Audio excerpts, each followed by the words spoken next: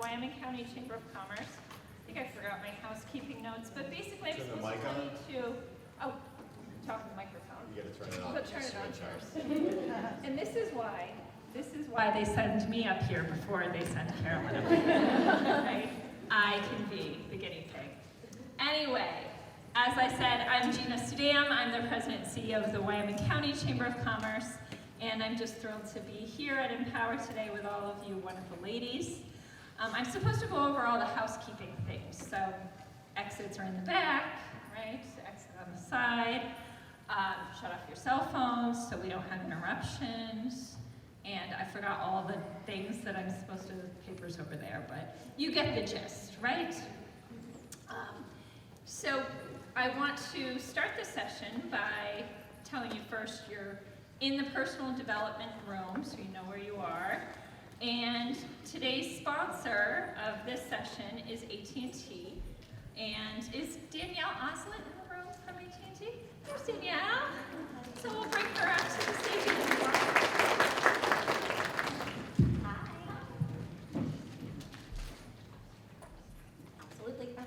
So hi, my name is Danielle Oslett. I'm the Director of Sales for AT&T, all of our retail locations in Eastern PA and South Jersey. We're very happy to be here at this Women's Conference today. I have the pleasure of introducing Karolyn Demarco. Karolyn is an Assistant Professor and Chair of the Academic Development Division at Lackawanna College. She is the Chair of Circulum Committee and an active member of the Faculty Intervention Team as a mentor for students in need. Demarco describes her career as an absolute dream job and feels lucky to inspire and help her students each semester. Supporting the community is very important to Karolyn. Each semester, she provides her students with opportunities to give back to the community by organizing events for local elementary schools.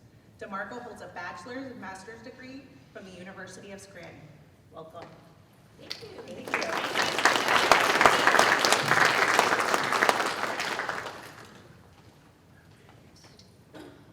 So again, make sure your cell phones are silenced. And Karolyn. And then this was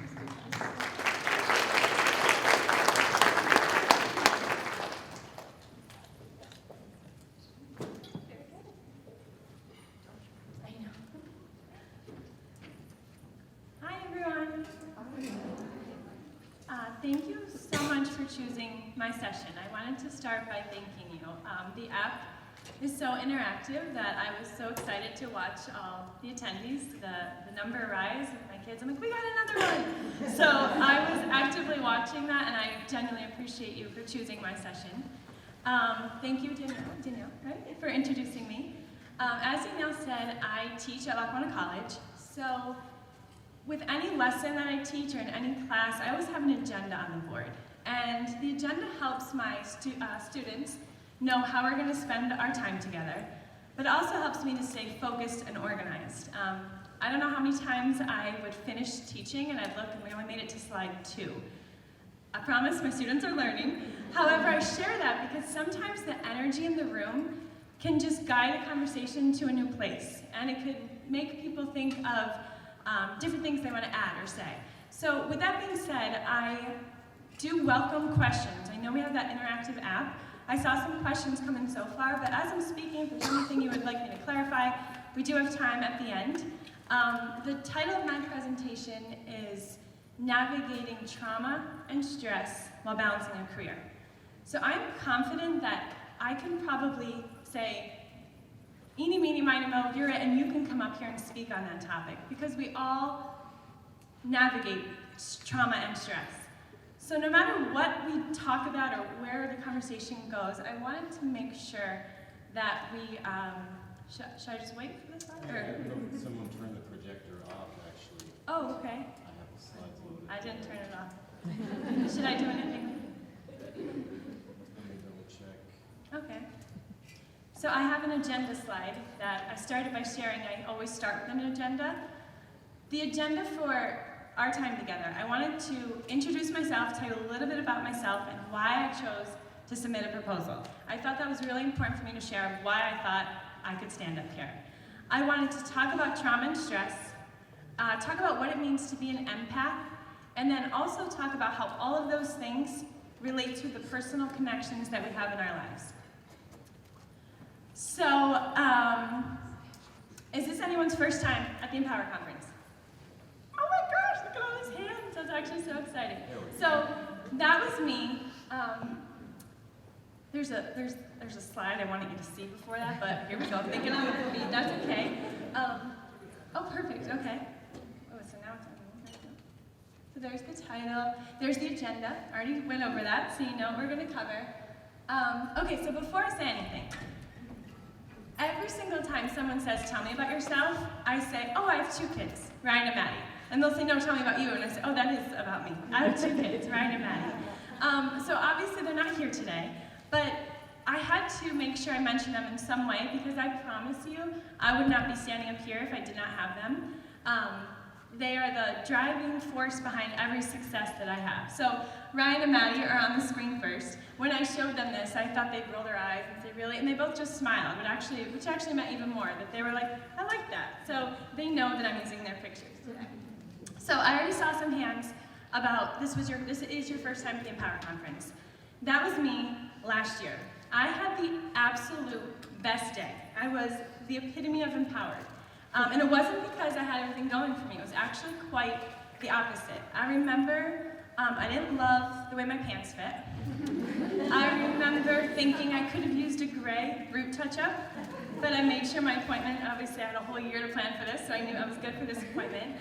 And I remember feeling so rushed, not late, just rushed. I remember I had a plan to meet my coworker in the parking lot, and my arrival time was like 2 minutes off. I'm like, oh, she's gonna be so mad at me. The whole day's ruined. I shouldn't even go, I'm late.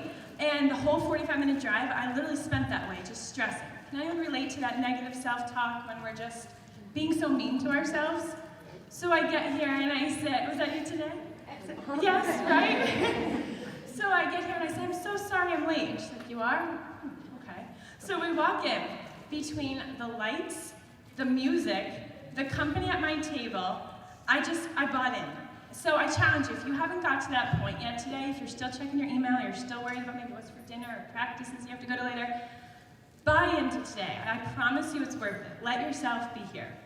So after I left the Empower Conference last year, literally it was still days. I was like, that was amazing. I feel so lucky that those people were vulnerable and I got to hear the things they said. And that was so brave of them. I was so empowered by these people. I'm like, maybe I can do that.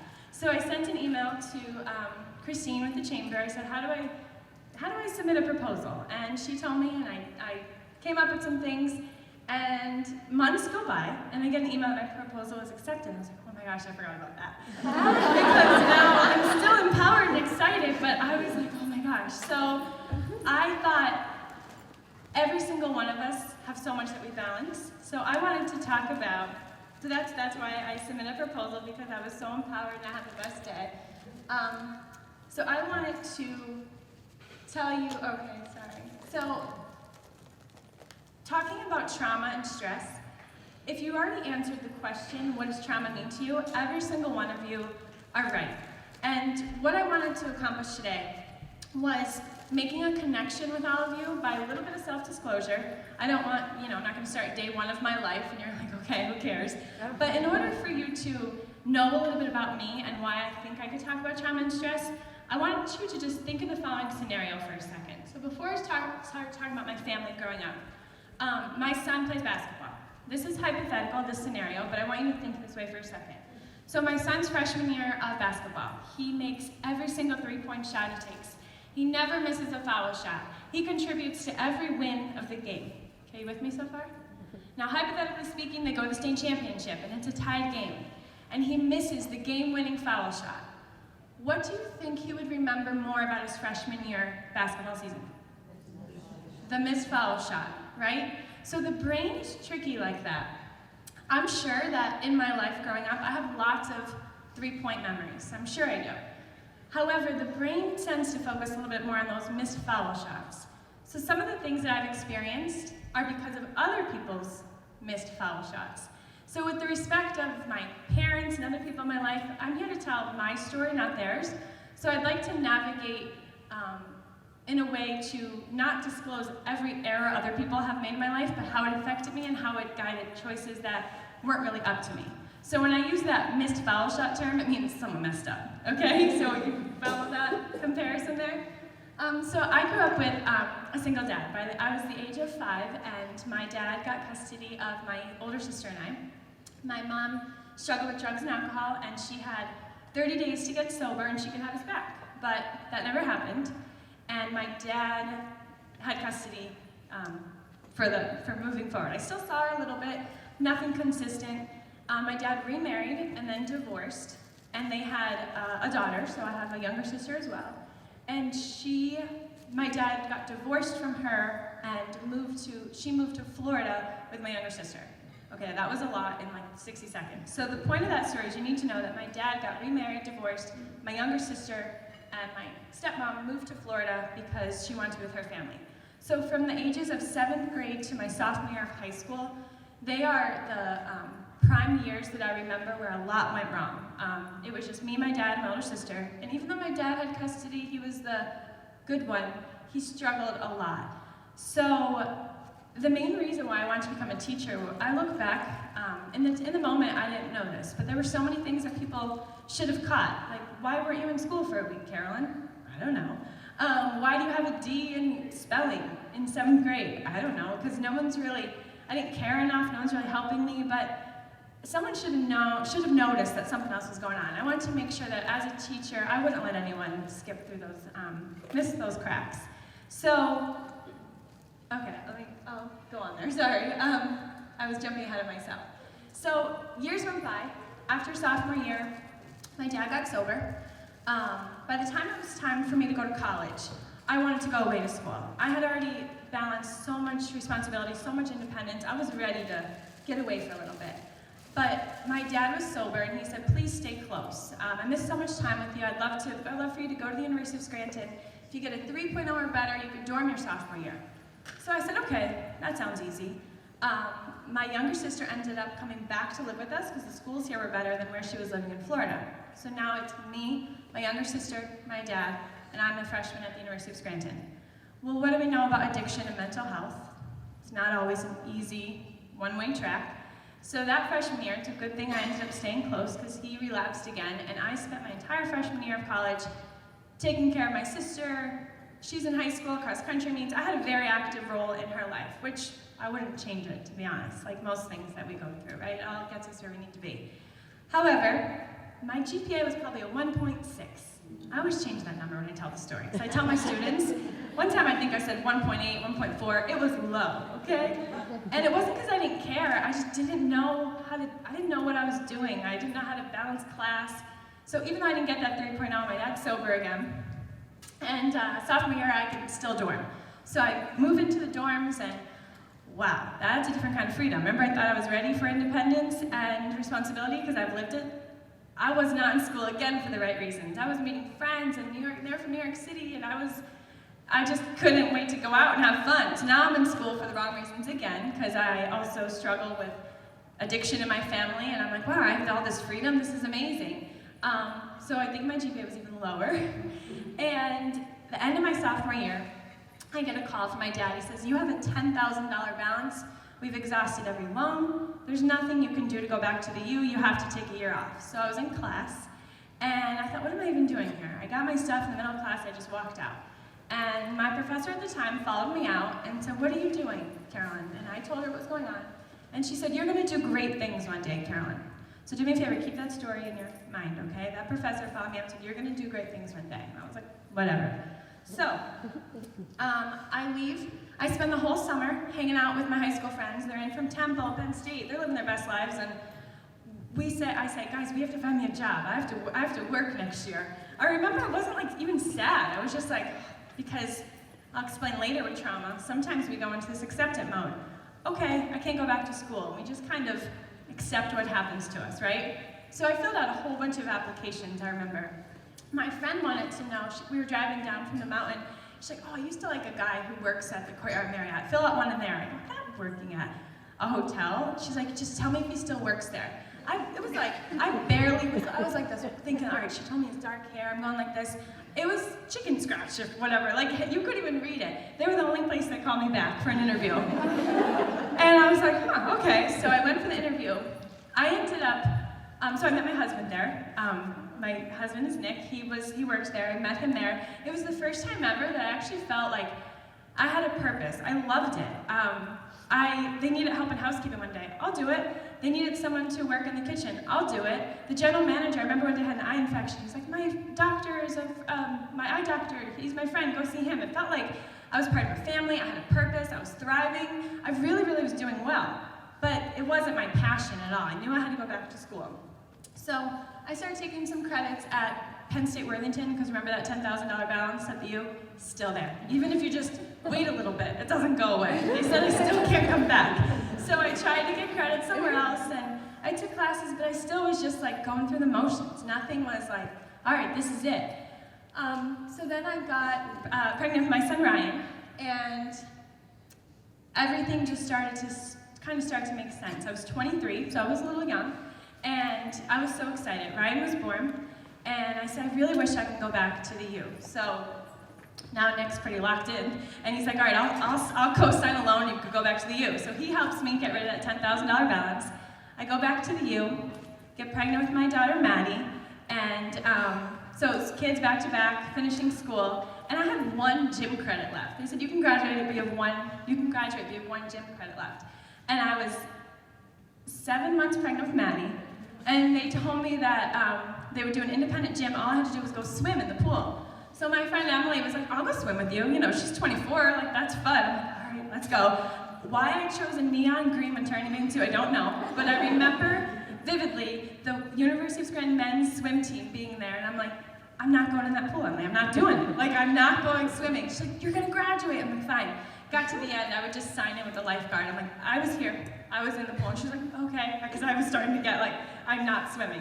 So anyways, finished the bachelor's degree, finished my master's degree, the 2 kids. If I didn't have Ryan and Maddie, I never would have done that. I don't have any memory of being stressed. Do you think I was? I'm sure. But remember how the brain works and we only remember that really, those negative things?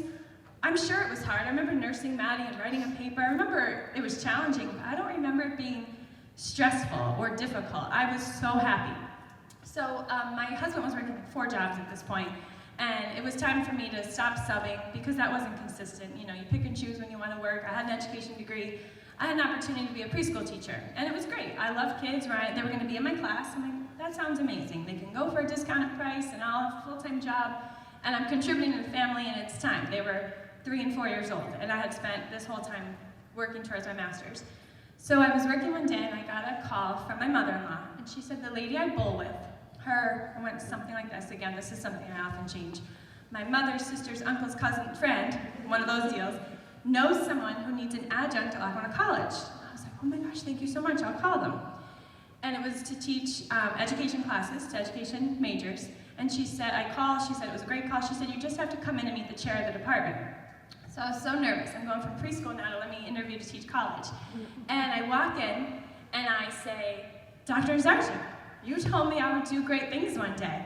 And the chair of the department, who's here today, Dr. Zarczyk, was the professor who followed me out at the University of Scranton, who had now moved jobs, and she's at years later at Lackawanna College. And she remembered, and it felt like fate. I couldn't believe that she was the person now interviewing me for this job after I walked out on her class feeling very helpless and hopeless. I was finally thriving at Lackawanna College. In my bio, I call it a dream job. I know that it sounds cliche, but I couldn't think of another word to call it. I feel so lucky to have the job that I do. Any extra opportunity I would love to take on. I love to work. I have the words new normal up there. Possibly also might sound cliche, but in 2019, when I felt like everything could possibly be going right, my daughter, I started to think something was wrong. She was losing weight. She was in 4th grade at the time, so she was in 4th, Ryan's in 5th. Losing weight, always hungry though. I know this doesn't sound like proper, but I Googled, what does it mean if you pee a lot? That's what I said, because she was just using the bathroom all the time, always thirsty. Her eyes looked sunken in. I was like, something's wrong. Nick literally said, stay off the internet, because that's usually what the advice is, right? But I just knew something was wrong. So every internet search took me to type 1 diabetes and autoimmune disease, and I just knew something was wrong. So the next day, I drop her off at dance, and I say, when I pick you up, we'll go for a Happy Meal. I just have to prick your finger, and we're going to check your blood sugar. I knew someone who had a meter. If anyone's familiar with diabetes, that's how it works, and her sugar wouldn't even read on the meter. The on-call doctor said, take her to the emergency room immediately. So it went from thinking she was getting a Happy Meal to she's admitted to the emergency room. She had no idea that I was worried about her. She went to dance that day. She was in school that day. She felt fine. I just knew something was off. So we were in Danville for a week, and that really affected me in many ways. Remember in the beginning I said my goal is to connect with you and try to share a little bit of my story. I want you to, as I pause there about what I'm sharing about my journey, I want you to try to have a chance now to make connections of your own when you're thinking about trauma. So the goal here is, in order for you to understand why I could talk about trauma, I needed to tell you minimally about a couple things in my life. But when we start talking about that word defining trauma, the answers in the app were amazing. It was exactly what I could hope for. An isolated event that we can't stop thinking about. Sure. A series of events that happened to us that cause us to be stressed or sad. Absolutely. Trauma is defined, the 3 E's are what we're talking about with trauma. An event or series of an event that we experience that has adverse effects, so it affects us negatively. And I think the thing with trauma, my sister and I raised in the same house. We share stories sometimes, and she's like, yeah, but that wasn't a big deal. And then same thing for her, I'll be like, I don't even remember that. It's an experience that we both, an event that we both experienced, but maybe it didn't have those adverse effects for both of us. So it might not be trauma for both of us. So it's not our job to say, oh, that's not trauma. My gosh, here's what I went through. It might sound a lot worse, but how it affects everyone is a little different. So the examples, everyone, you already know them. Trauma can happen anywhere in your life, the community. The community, sorry, the next slide elaborates a little bit on that, so I'm just gonna keep going there. So this is my favorite slide of the whole presentation. Actually, no, the next one might be. So the reactions to trauma. How do you know if you're experiencing trauma? I like this one because the most common ones are flight, freeze, and fight. Have you heard of those before? Fawn isn't as common. Have you heard of fawn?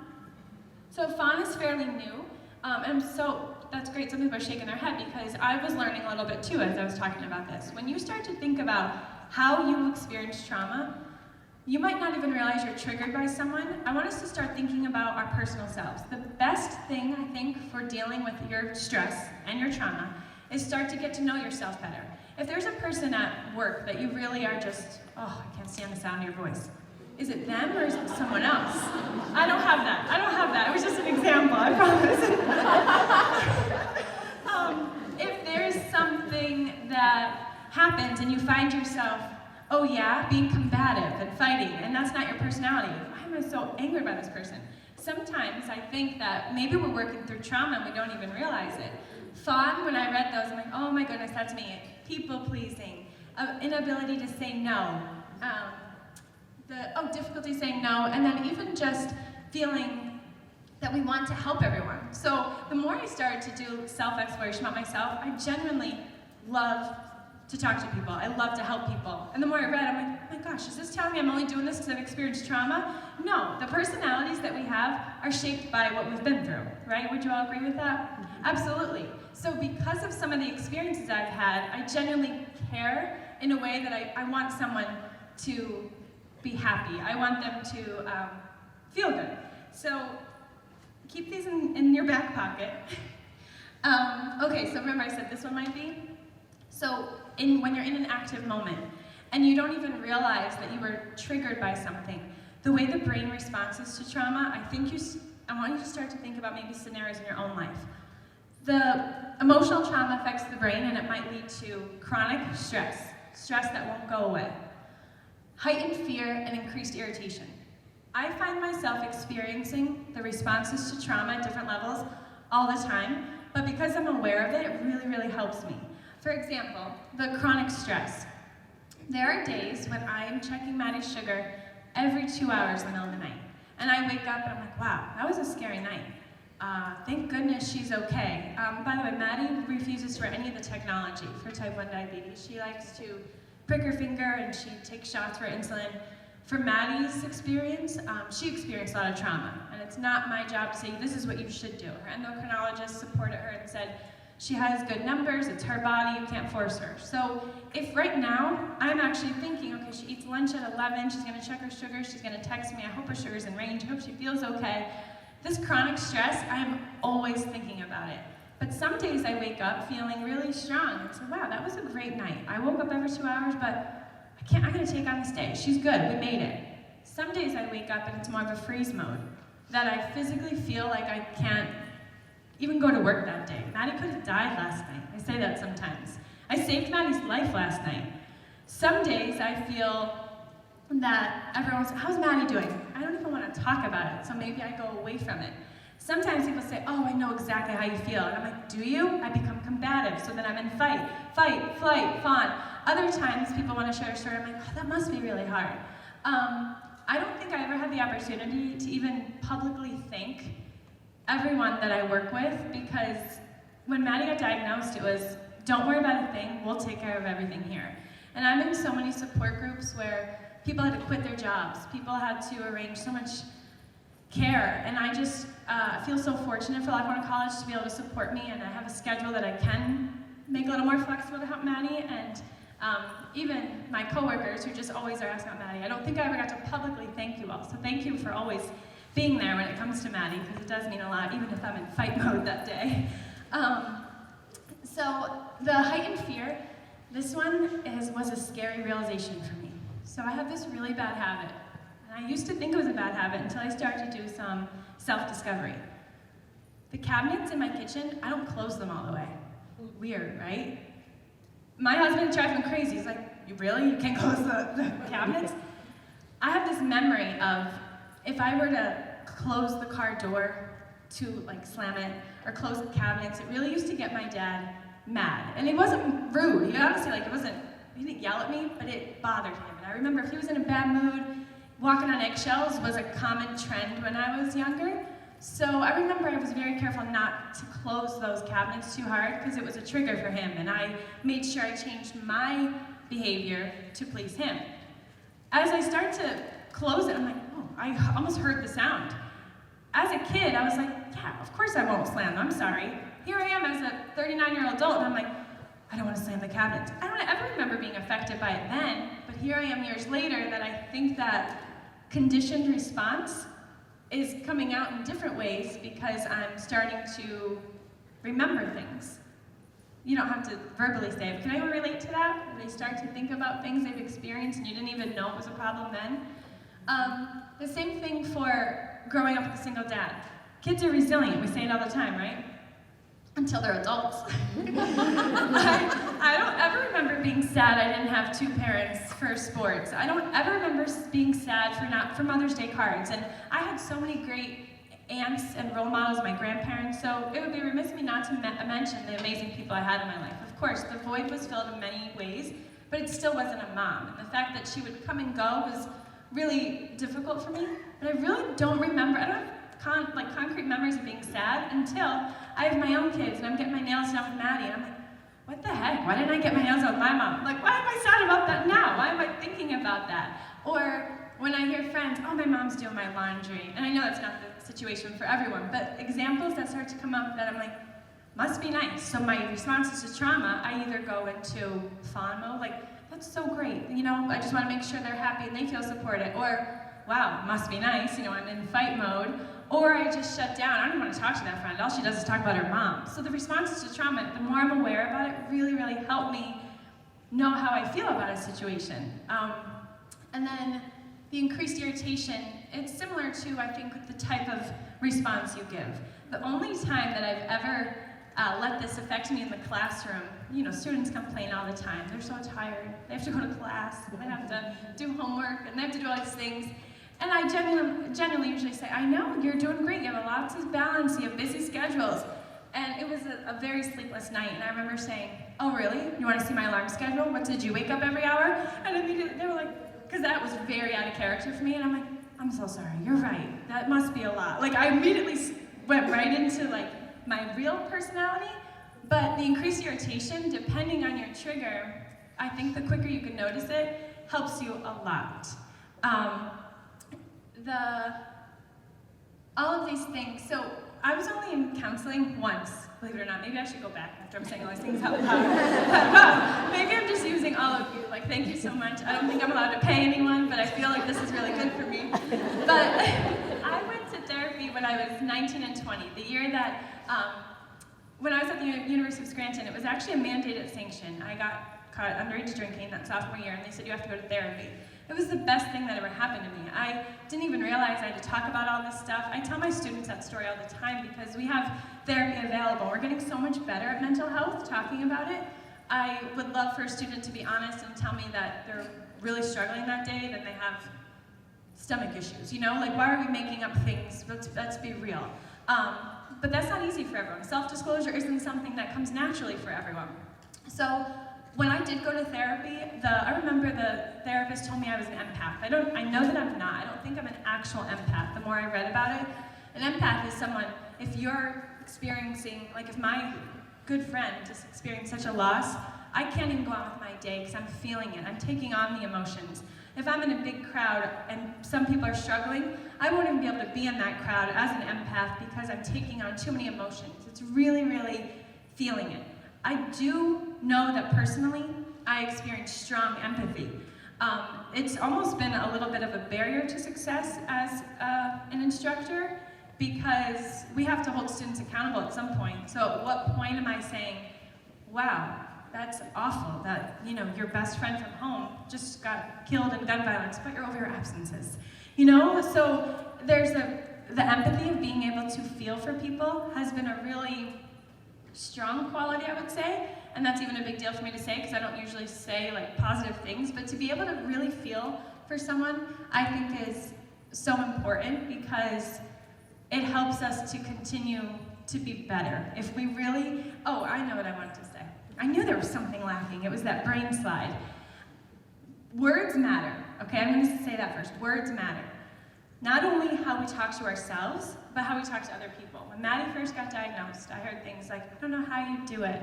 I would never be able to do that. For some reason, those things really bothered me. Well, I don't have a choice, and if you didn't either, you would do it too. So it was a little bit like, I could never give my daughter 8 shots a day. Well, if you had to, you would, I promise.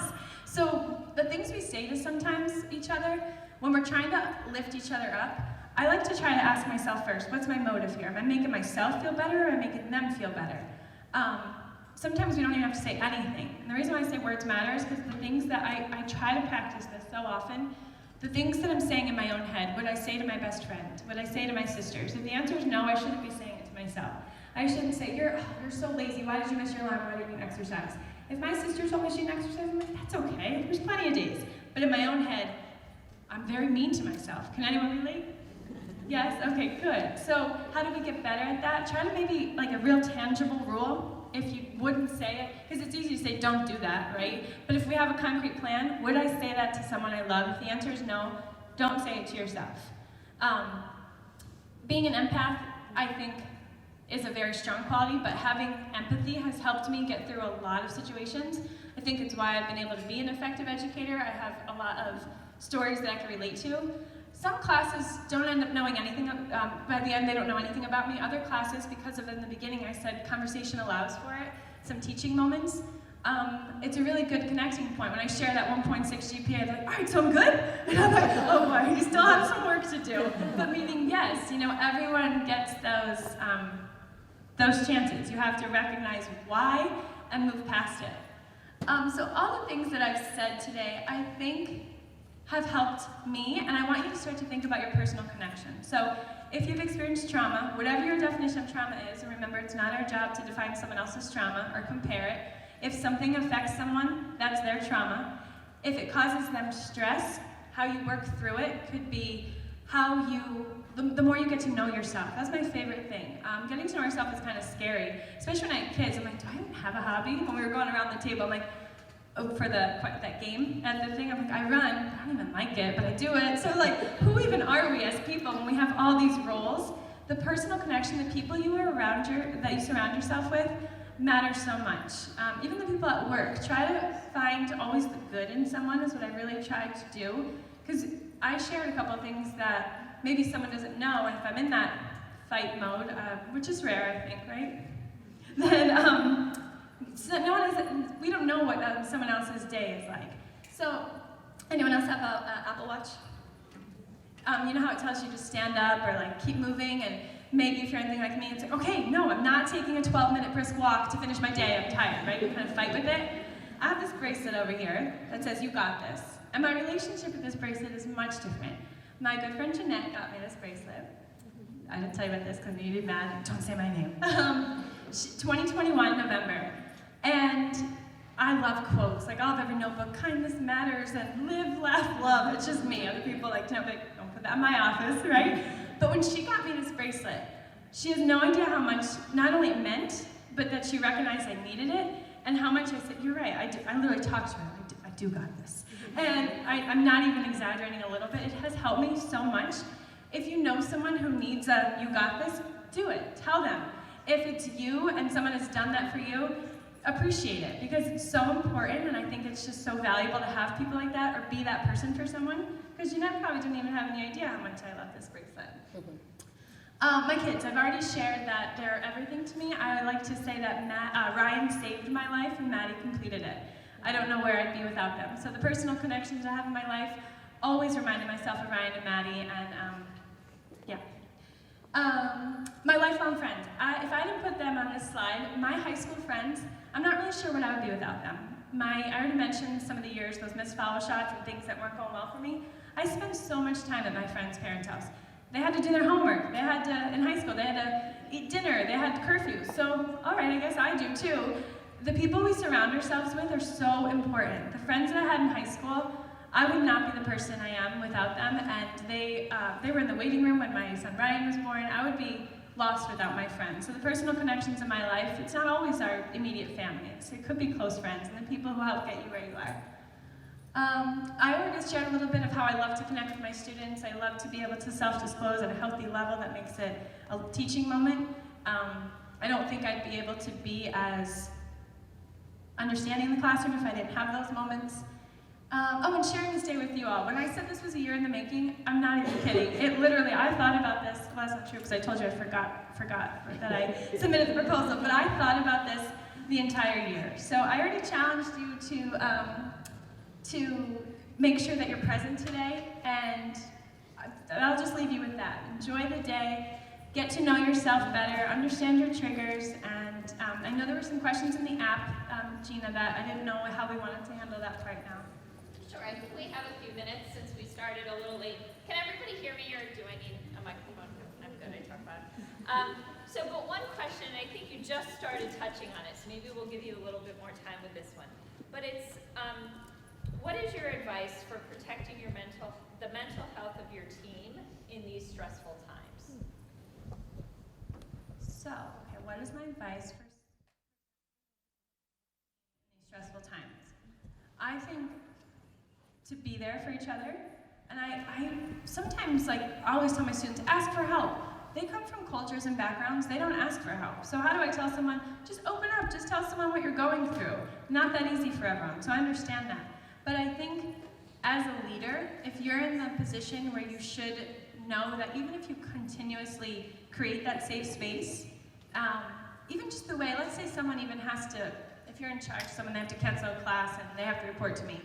I think even just reply, hope you feel better. Like, even if you are mad or wow, like, I think just supporting people a little bit more and creating that safe, we're so sensitive. Well, I know I am, I'm sorry, I shouldn't speak for everyone.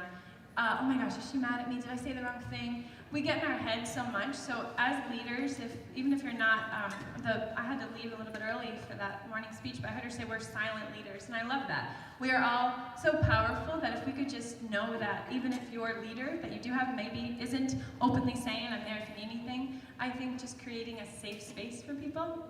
Is that yeah, no, I think that's great. And then this one I think too kind of, again, touches on the same topic, but when sharing with our team about our own mental health struggles, how do you manage the line between being transparent and being oversharing?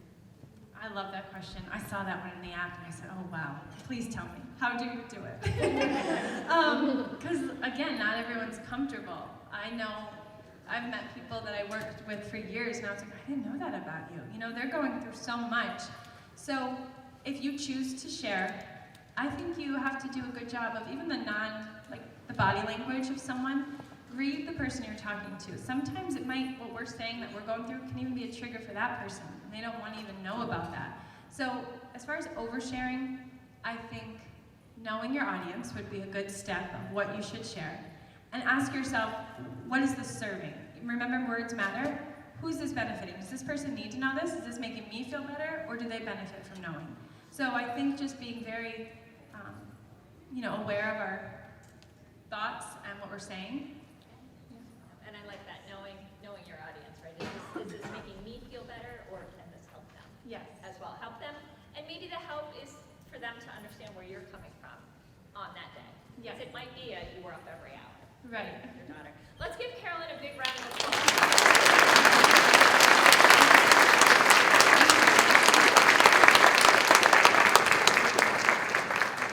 And thank you all. The next session will start at 11. I think there's a little networking break, but thank you all for coming.